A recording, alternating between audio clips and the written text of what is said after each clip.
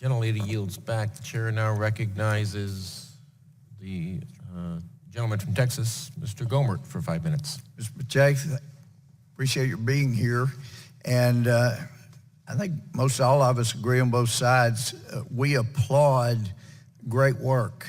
For example, Steven Spielberg, despite politics, he's provided my family a lot of enjoyment and entertainment.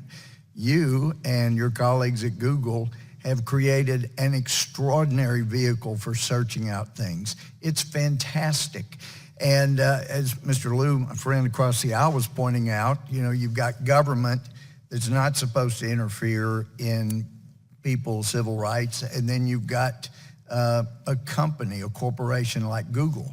My problem is when the government gives its immunity from lawsuits over to a private corporation that's the head of that corporation doesn't even realize that there is political bias run amok in his company.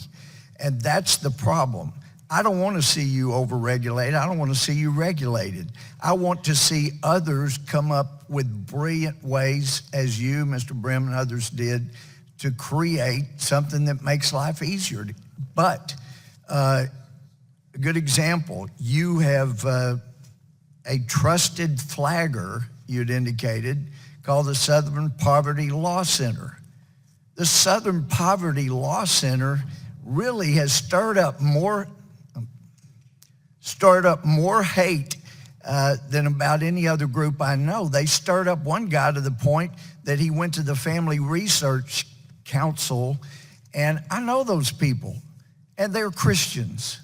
And they believe, and I believe, that Christianity is really more based on love than about any other religion in history. God so loved the world, he sent his son so loved the world, he gave his life. And yet they stirred up hate against the Family Research Center, and a guy goes in shooting.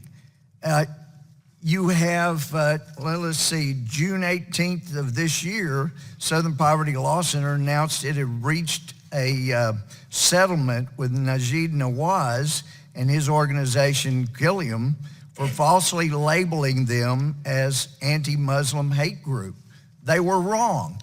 Now, you consider them a trusted flagger, yet they keep creating problems for people that are not haters. And in fact, they had to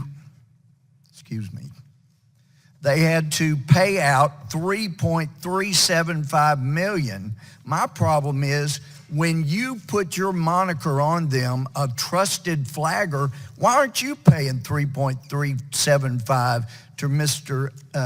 Majid Nawaz? That's my problem. You trust people that have stirred up a lot of hate. And another good example, and you're so surrounded by liberality that hates conservatism, hates people that really love our Constitution and the freedoms it's afforded people like you, that you don't even recognize it. It's like a blind man not even knowing what light looks like because you're surrounded by darkness.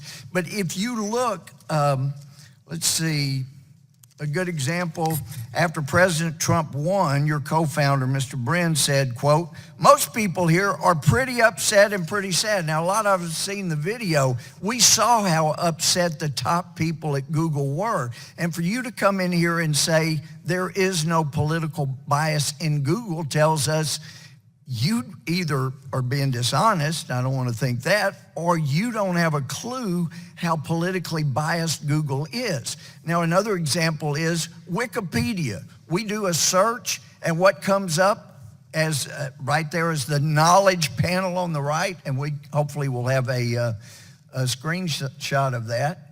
We get Wikipedia. My chief of staff went on, she told me, every night for 2 weeks, and put proper, honest information in with proper annotations, and Wikipedia's liberal editors around the world would knock it out every day and instead put up a bunch of garbage like Mark Levin has now been facing. Yet to you, they get a trusted spot. And when Wikipedia slanders or libels someone, and you're the one that has trusted them above any other entity, you ought to be liable. You ought to be liable when the SPLC is liable. You ought to be liable when Wikipedia demeans and uses their political bias.